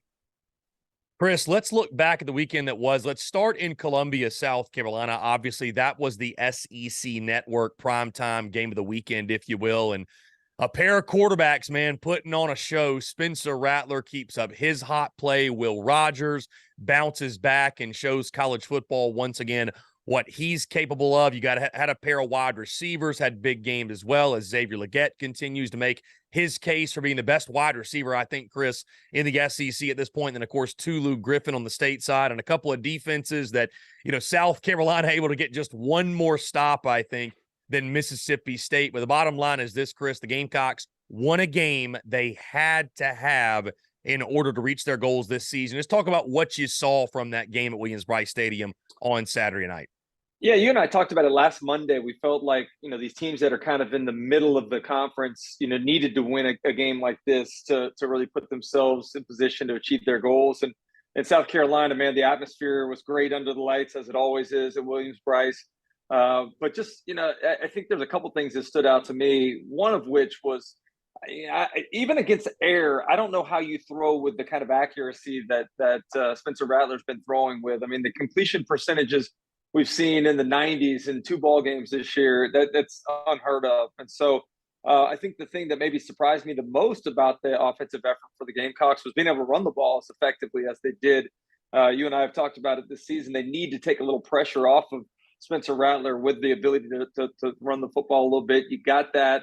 I think the surprising thing for me on the other side, the blueprint was out about how you beat Mississippi State, and that's by stopping the run and forcing them to beat you throwing the football. Will Rogers hadn't looked very comfortable prior to last night or Saturday night, but certainly has found his way and found a guy to stretch the field in Tulu Griffin. It was, I love the quarterback battles, but as a former wide receiver, looking at 2 guys on each side of the ball that had, catch averages in the 38, the yard per catch range, just ridiculous. So it just, I said it on our show, it really felt like a heavyweight matchup where one guy's landing a big shot, the other guy comes back and lands a big shot. I know Mississippi State lost the game, but it really felt to me like it was just a well-played game. And I guess I'm an offensive guy, and so I look at it through that lens. And certainly there were some issues in the secondary that both teams had. But I thought it was just a very entertaining game there in South Carolina, and one that was deserving of being in that primetime role. Yeah, Chris, I think, back to your point about Spencer Rattler, you could make an argument. I think it's hard to make an argument not that he's not the best quarterback in the SEC right now. I mean, the way he's playing, as locked in as he is, I keep waiting, admittedly, Chris, for Spencer Rattler. It's like, okay, right, he's human. He's going to have an off night. He's going to have an off game, and he just continues to go out there and not just have good games, but have great games. To your point, I mean, the stats he's putting up, a lot of quarterbacks can't do that against air, but I thought, Chris, too, what it screamed to, and one of the reasons I picked South Carolina in the football game, and, a lot of these middle-of-the-pack SEC teams, I think a lot of those games are going to be decided and determined by, do you have home field advantage? Is the game at night? That might be the thing that kind of pushes you over the edge. And, I talked about this, Chris. It just seems for South Carolina, I'm sure many other teams can, attest to this as well, but it seems like for South Carolina, when they play at night at home under Shane Beamer, it's just almost like good things happen, and the football gods sort of smile on them, if you will. Yeah, it's been a home field advantage. Playing under the lights and Williams-Brice is something that's special. I remember having the opportunity to play there, and just what a unique setting it is. But I was thinking about this as I was reviewing the games from Saturday. Seems like the season, man, there's a lot more energy, and some of it goes back to COVID, not being able to be in the group settings. But I feel like there's a reversal in the trend of, more people were staying at home watching it there. I think people like to be out in a crowd again. I think it's been a big boost for season ticket sales down in my neck of the woods. Florida was able to sell out the Charlotte game, which, they haven't necessarily had, great attendance for non-SEC games or non-big games. But it feels like there is a real home field advantage, like you mentioned. And going back to Florida, Tennessee, 5 false start penalties in the first half. The crowd can have an impact. I don't know if you watched the Sunday game between Seattle and Carolina. The Panthers go to Seattle, and just tons of pre-snap penalties because of the impact that the crowd has. So, yeah, I think there's something to that. And that's something that I actually talked about on our Monday morning show. But I do think that, going back and just looking at Spencer Rattler, I'm with you. I keep waiting for the other shoe to drop. And you mentioned that Xavier Legette might be the best receiver in the conference. Ironically, I thought it was Juice Wells was one of the two, along with Malik Neighbors, heading into the season that would have that title. But Xavier Legette coming out of nowhere. Honestly, I didn't even know he had the speed he had on the catch. He caught the shallow cross and turned it upfield. Man, he left those dudes in the dust, and I had no idea he had that kind of speed. I've seen him make the high point catches, but I hadn't seen him turn the juice on like that.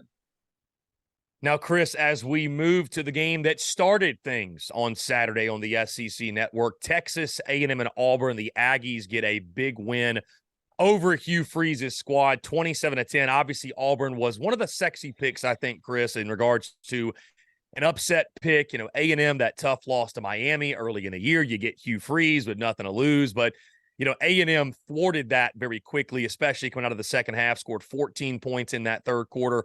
What did you see that you liked from the Aggies? Also overcame their starting quarterback, Connor Wegman, going out with injury. Max Johnson comes in. He was brilliant in that football game, and obviously what a luxury it is to have a guy like that as your backup. But Auburn's offensive struggles continue, but Texas A&M at Kyle Field got a big win they had to have, at least for Jimbo Fisher and company. Let's start with the losing side real quick. I think anybody that picked Auburn to be a sexy pick in that game probably doesn't really know what's going on, because Hugh Freeze himself has been frustrated with his offense, with his quarterbacks, with his wide receivers. The one place that Texas A&M's secondary or defense has been vulnerable the most is in the secondary. I just didn't think they had the passing game to be able to take advantage of that part of the defense. Rotating through 3 quarterbacks will show you the frustration that he has right now. Peyton Thorne holding on to the ball far too long. Robbie Ashford not able to get anything going. Holden Gerner comes in late. Just none of them really do anything. The offense doesn't get in even into the red zone. That's how futile the offensive effort was. But I'll say this, though. I saw some things I liked from Texas A&M as it related to their pass rush. They were able to create more pass rush than they did against Miami. That certainly will help out the secondary. But I also love, you wonder, why would you go get a guy like Max Johnson, who's a starter in this league at LSU? you bring them in exactly for that reason. One, you have a competition in the preseason. You push Connor Wegman.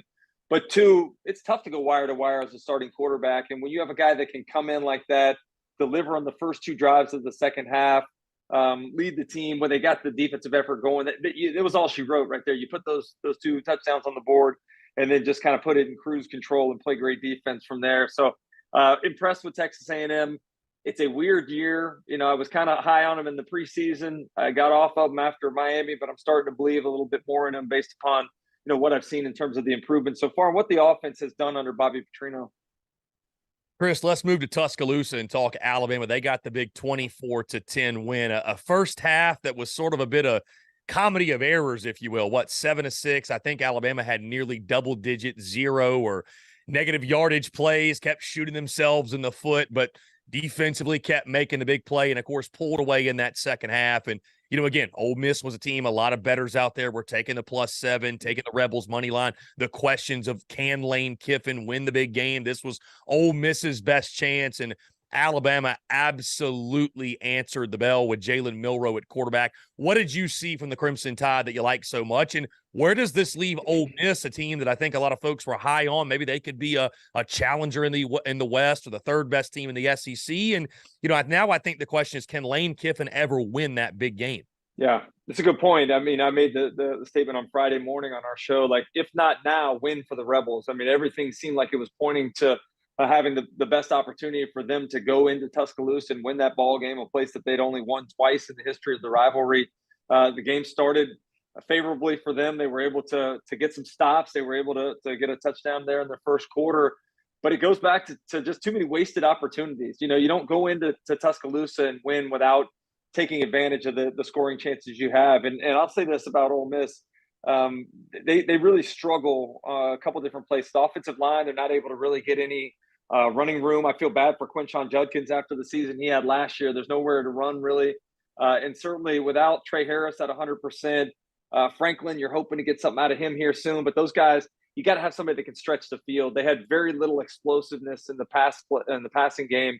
I give Jackson Dart a lot of credit. He took an absolute beating in that game, but just couldn't take advantage of the opportunities that were there. He missed a couple throws that probably could have benefited them. But at the end of the day, I think the story's about Alabama, and it's a very different Alabama team than what I have gotten used to. We'd all gotten used to. But I did see a sense of urgency from them that I hadn't seen before. The defense was absolutely lights out. When you're able to rush forward and get pressure, when you're able to play coverage the way they did, keep everything underneath, makes it very difficult on an opposing offense. And I think on the other side of the ball, you finally saw the offensive line playing a little bit better. They decided they were going to run the ball, which I think they should really primarily try to create that as the focal point of their offense. Use Jalen Milroe in the quarterback run stuff. But they did impose their will up front. They rushed for over 100 yards in the second half after only rushing for 1 yard per carry in the first half. And I think they found a way to gut a game out, which we don't typically say for Alabama, but they got the victory. And I guess it just leaves me thinking, like, for Lane Kiffin, it feel like Ole Miss right there hits the ceiling and can't quite get through. So I don't know. It seemed like the better players were on the side of the Alabama Crimson Tide, and I don't know if they'll ever be able to make it equal in a ball game where the rosters are kind of head to head in the tail of the tape. Chris, are we past the days of style points in regards to the SEC, right? Because, like, I'm looking at LSU, for example, and I mean, man, that was one of the best games of the day right there. They gut out a 34-31 win over Arkansas. I took, admittedly, the Hogs plus 17.5, thought with the rivalry game side of things. Yeah. The game always seems to be kind of weird, right, that series. But, like, you look at that game and you say, okay, well, what is LSU? But then I'm like, there's no such thing as a bad win in the SEC. Even if it's at home, you got the KJ Jefferson factor. Obviously, without Rocket Sanders, they almost take down LSU. What's your thoughts on the Bayou Bengals? Do you look at it the same way, or do you look at them as sort of a flawed team that, found a way to get by and escape? Yeah, I'll say I agree with you. Winning a game is difficult. Actually, Billy Napier said that in the post game after the Charlotte game. It was a lackluster game, as you kind of said, 22-17. But he said, hey, it's hard to win. And then walking out of an SEC venue with a win is the real goal. That's what you practice for all week long. I mean, the days of our Florida teams back in the day beating people by 40 and watching what, Alabama's done, LSU did in 2019. Like right now, there's so much parity. I think you just got to be happy with being able to get out with a win. And that's what you got. It was a tough first half. I thought the key to that ball game was that last drive where they get the long touchdown to Brian Thomas. It kind of changed the momentum a little bit. I thought the Arkansas defense was better than I expected it to be.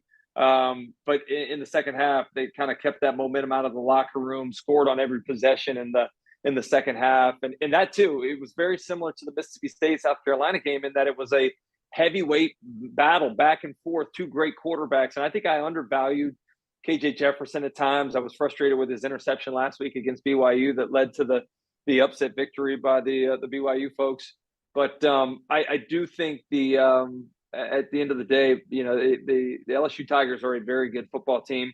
Jaden Daniels is a Heisman Trophy candidate. He can do it with his arms. He can certainly do it with his legs.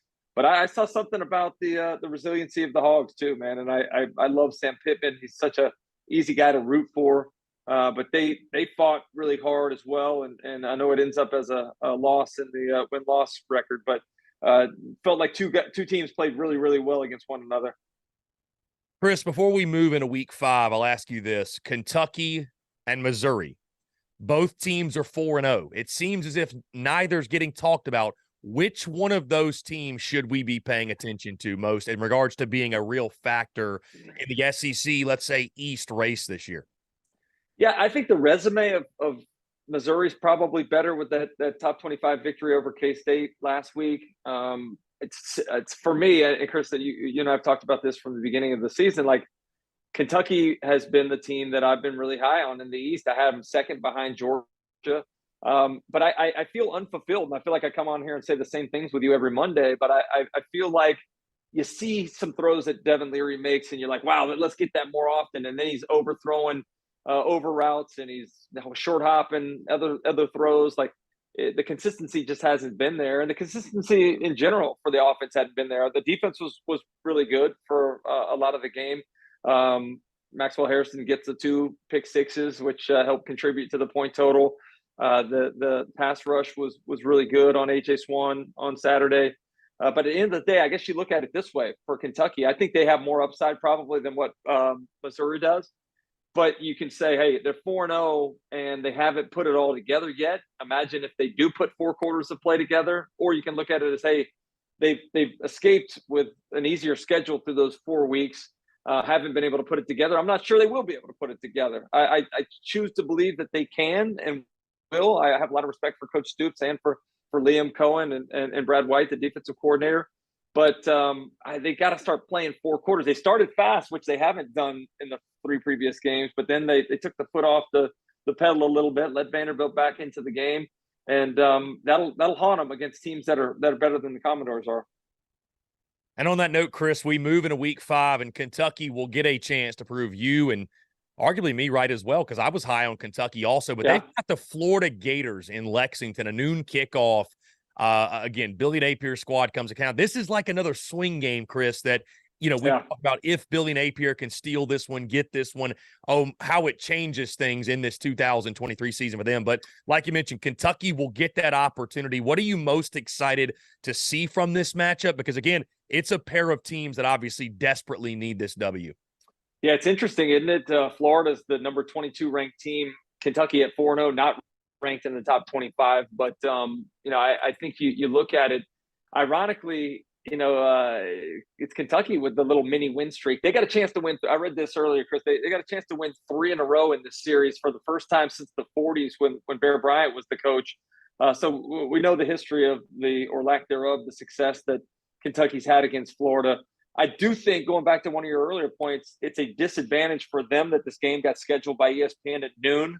That's typically played under the lights, and I know that a lot of people probably sleep on the football fans in Lexington, but they have a real passionate group that comes out and creates a home field advantage for them.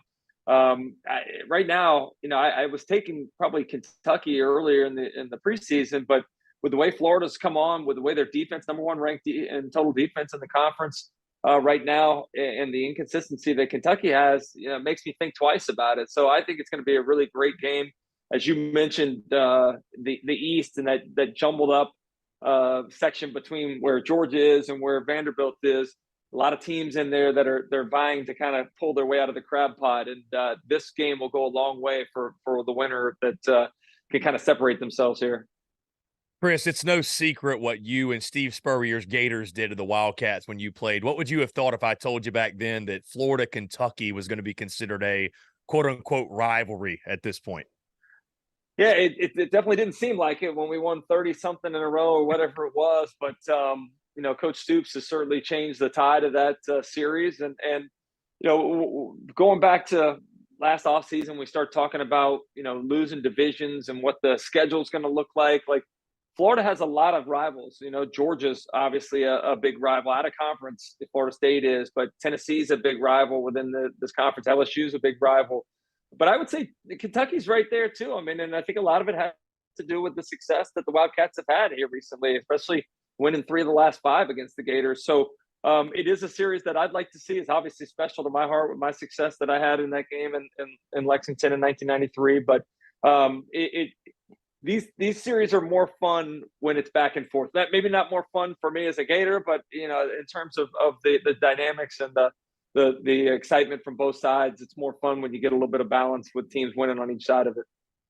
Now, Chris, speaking of fun, it's going to be a lot of fun Saturday night in Knoxville as the Gamecocks go to Tennessee. Obviously, the storylines write themselves for this one, Chris. When you look at 63-38 last year in Willie B, the Gamecocks, of course, ending Tennessee's college football playoff hopes.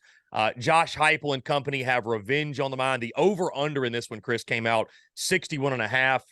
I love the over. I mean, my goodness, you've got Spencer Rattler on the Gamecock side. You've got Josh Heupel, that offensive attack. I know Joe Milton hasn't been great. They're still kind of figuring things out. It's funny, Chris. I was looking at social media just before this, and you've got Tennessee fans saying, take South Carolina. You've got South Carolina fans saying, take Tennessee because how the defenses have looked, and each team has their own issues. With all that being said, when the dust settles, and just your overall outlook on this game, because, again, it's a fascinating game, and like we talked about, where you play, time of day matters. It is going to be a hostile environment, to say the least, because, of course, again, Tennessee fans have had this one circled all off season long. Yeah, obviously revenge on the mind of the Tennessee fans, and I'm sure the players as well after what they missed out on last year and hurting Hendon Hooker in that ball game as well. But I think it goes back to just execution. As I look at Tennessee, I have not been impressed at all on the lines of scrimmage. I mean, they ran the ball obviously better against their opponent that they played on Saturday. But going back to what Florida did a great job of tackling in space. They did a great job of controlling the line of scrimmage on both sides of the ball. I think that's what you got to do. I mean, Clayton White can go back and look at that tape that Florida utilized and can try to mirror a lot of that. And you have a great plan in place, but if you don't execute it, it doesn't really make much of a difference there. So Joe Milton's kind of doing what they've asked him to do. He hasn't necessarily had the explosive pass plays that offenses in the last couple of years with Hendon Hooker have had. But I did feel like it was an important game to kind of get back on track after that Florida loss. They start fast with the long touchdown on the opening play of the game. They're able to run the ball for a lot. The passing efficiency of Milton in that first half was really high. They kind of lost focus in the third quarter before closing things out in the fourth quarter. But I think it's going to be all about what South Carolina can do to disrupt a little bit of that rhythm of their offense. That's when their offense gets going, when they get the tempo going, it creates challenges in terms of getting lined up. It creates challenges in terms of not being able to disguise much. It's challenging with not being able to substitute. So you've got to be disruptive. You got to be able to win on first down, keep them in third and long situations and off schedule. So I as much as we're talking about offenses here, it really comes down to the defenses on both sides of the ball to me. And both of these defenses have left you feeling a little bit empty at times as well. Chris, both defensive coordinators certainly going to have their hands full. We go to the Plains. Auburn hosts Georgia, the first road test for Carson Beck, that offense. I'll simply ask you, is there any chance that Auburn can do the unthinkable and pull the upset? Zero chance. I mean, short of coming up with a whole new offense that, they run the triple option with Robbie Ashford or something that catches Georgia off balance. I just don't see it. Right now, quarterback play is not there. Receiver play, as we talked about, is not there. I was impressed with Auburn's defense. I know statistically they were pretty high in most categories in the conference. I thought there was a little bit of fool's gold based upon who they had played, but I thought they did a good job against Texas A&M. They created some pressure on both quarterbacks. So I just think Auburn right now, with where their roster is, they're outclassed from a talent standpoint. You feel like that offense for Georgia is starting to hit a little bit of a strength. They're getting a little vibe going here, man, getting their footing under them. Carson Beck probably should have had closer to 400 yards with the big drop, on one of the long throws that he made. And it continues to be challenging to match up with all the weapons that Georgia has. So I don't expect this. I haven't seen the point spread on it. I don't know if you have or not, but it's I would imagine that Georgia's at least four touchdown favorite or more. I would have to imagine so. I have not seen it, Chris. I was about to pull it up actually, but I'm going to guess. Here, I'm gonna get it up now. I'm going to guess 24. So we'll see who's closer. Get this, Georgia 14. Chris Doering. That's all. 14. Yeah, that's it. So wow. That makes you wonder. A little bit surprising. What does Vegas know, right? Yeah, but here's the thing, though. It just feels like Georgia's ready to make a statement. They're getting criticized by a lot of people, including myself, for their schedule. I know they couldn't help the change with the Oklahoma game being taken off the schedule, but right now they haven't really shown. You're starting to see other teams nationally get a chance to show what they're worth. Florida State with probably two of the biggest wins of anybody at the top of the schedule. Ohio State getting one this weekend in Notre Dame. So I think this is one where Georgia says, hey, we got to start trying to impress and flex our muscle a little bit. They started fast. They scored on the first drive, which has been an issue for them. But I don't think that Auburn has the horses right now to be able to match up with the Bulldogs. Rivalry game, Chris. You would think Georgia will be as fired up as they've been all season for this one.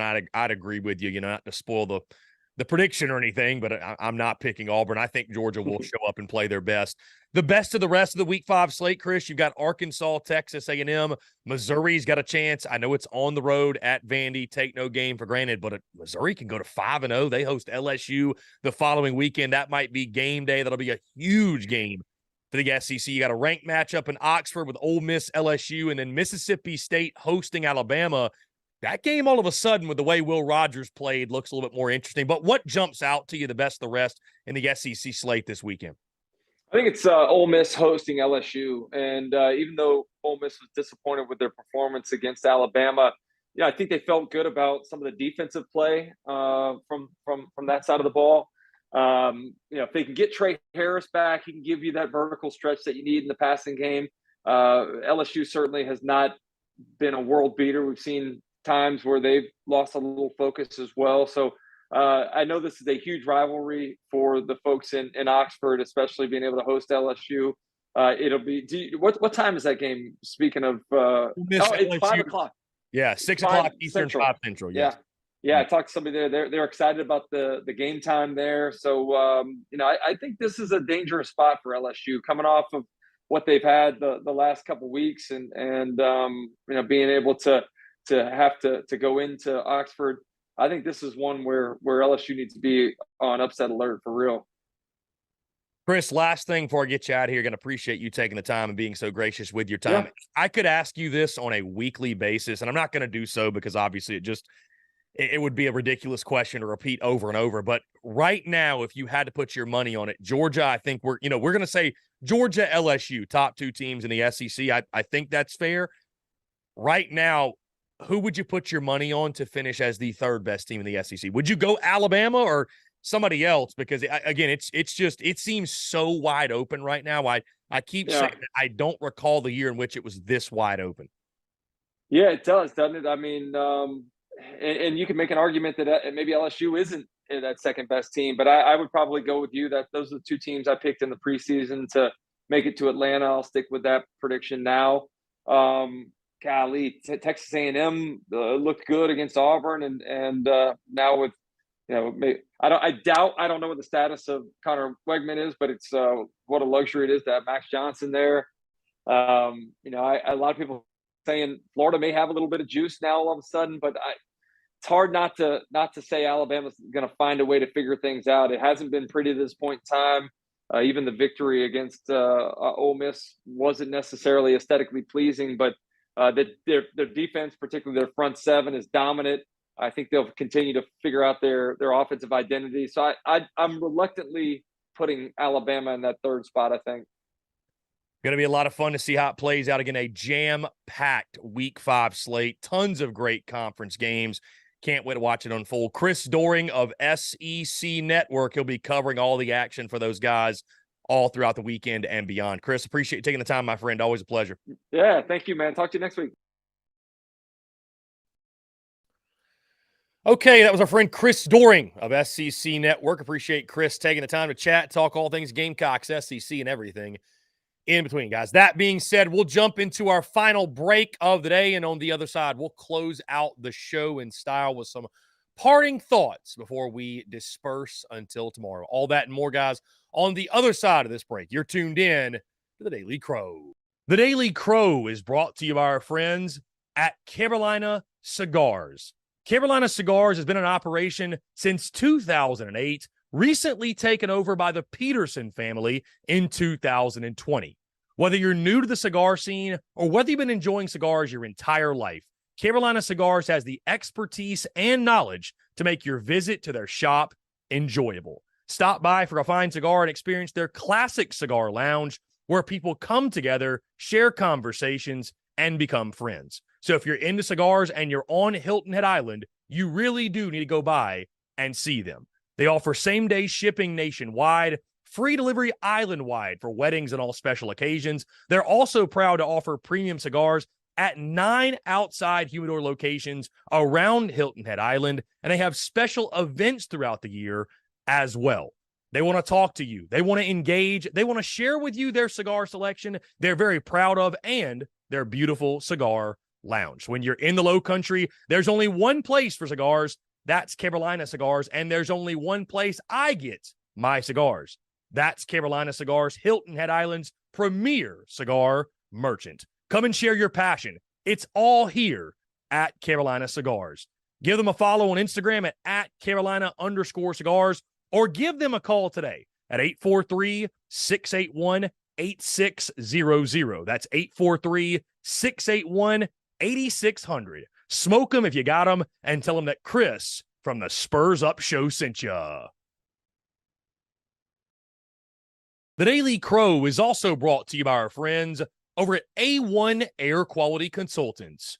Headaches, coughing, running nose while in the office or just in your home, call A1 Air Quality Consultants to have your air checked today. From Columbia to Asheville, Anderson to Charlotte, they are your breath of fresh air for all of your air quality needs. Be sure to give them a call or shoot them a text today at 864-619-2092. That's 864-619-2092. You can also contact them via email at a1airqualityconsultants@gmail.com. Be sure to check them out. We thank A1 Air Quality Consultants for their love and support of the Spurs Up Show, and tell them that Chris from the Spurs Up Show sent ya.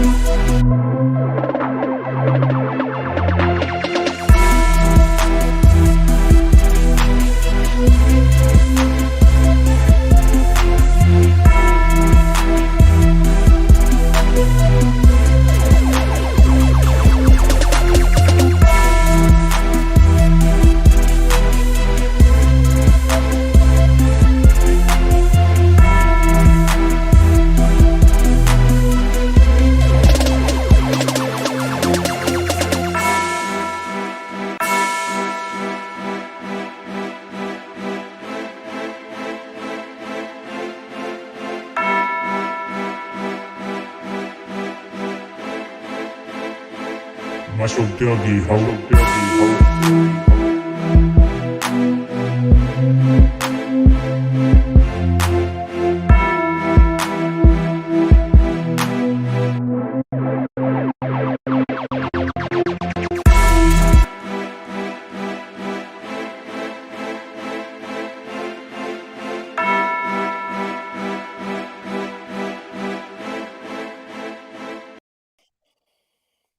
Ladies and gentlemen, God, I can't even spit out. Ladies and gentlemen, we are back here on this Monday, September the 25th, 2023. I want to say thank you to Chris Doering of SEC Network for taking the time to chat. Always great stuff with Chris, man. It's been really cool to see our relationship evolve over the last 2 years or so. First time I ever had Doering on was after the 2021 season opener, the first game of the Shane Beamer era. He called that game, and I got to speak with Chris. And then a year later, we did the same thing. And before this season, made a lot of sense, obviously, to get Chris Doering on the show on a weekly basis. And again, truly appreciate him taking the time. Guys, we're closing out the show in 8 minutes. In case you missed it, though, October 7th, week 6 of the SEC season. Week 6 kickoff times have officially been announced for the SEC. LSU and Missouri, a noon kick on ESPN. You got to be kind of pissed off if you're Mizzou, right? Probably going to be undefeated in that ball game, nationally televised game, and got the noon game. Either way, Mississippi State and Western Michigan at noon. Texas A&M and Alabama at 3:30. These times all Eastern, of course. Florida, Vandy at 4. Georgia, Kentucky at 7. And Ole Miss and Arkansas at 7:30. Of course, guys, the Gamecocks are on their bye week that weekend. Gamecocks are on the bye week that weekend. So there will be no action for South Carolina, but a lot of great SEC action to take in during the bye week weekend. Also that weekend will be the Red River rivalry, Red River shootout, if you will. Texas and Oklahoma, that'll be another great one to watch also. Guys, in case you missed it, the Daily Crow now noon to 2 instead of noon to 3. No more Q&A power hour. We will do a Friday mailbag episode, or we'll take all your questions, comments, calls in that Friday in that first hour. And then, of course, we have the post-game call-in show after each and every single Gamecocks football game.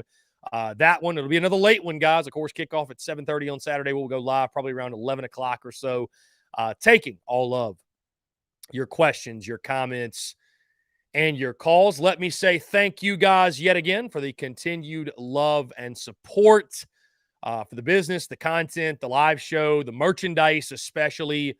Thank you guys. Cannot say it enough. Truly grateful for your love, for your support.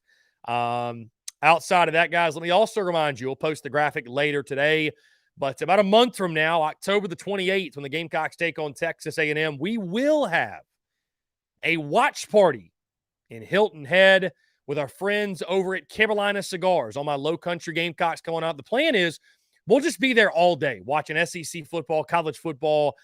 Whenever South Carolina plays, obviously we'll take in that game. The post-game call-in show will take place from Carolina Cigars as well. But, yeah, I mean, outside of that, guys, it's going to be a lot of fun. Looking forward to it. We'll throw up the promo very soon. And excited for that, man. Excited to get back down there to those guys and hang out with those guys. And looking forward to yet another watch party. Going to be a lot of fun. Guys, don't forget, by the way, Monday through Thursday, we will take questions, but the only questions we'll take are either super chats on YouTube, or if you are in the Big Cock Club Discord, you head over to the TDC Questions channel, specifically the TDC Questions channel, and we'll take questions from there. In the meantime, guys, it looks like you guys are good on questions. So we're going to go and wrap this thing up. Be sure to hit that subscribe button on YouTube. Hit that bell icon so you get notifications when we go live. We drop new video content as well. Also, hit the subscribe button on iTunes, Spotify, Google Podcasts, wherever you get your podcast. The podcast drops every single day, 5 p.m. Eastern time. Be sure to check us out. Also, leave us a review. 5 stars helps boost the show. We truly do appreciate it. And check out all the merchandise, guys. Of course, the Heisman collection is now available. tsus.store and or thespursupshow.com. And we're dropping new pieces every single day. Guys, that being said, appreciate you all tuning in. Thank you all so much. Have a great rest of your Monday, and we will talk to you all tomorrow.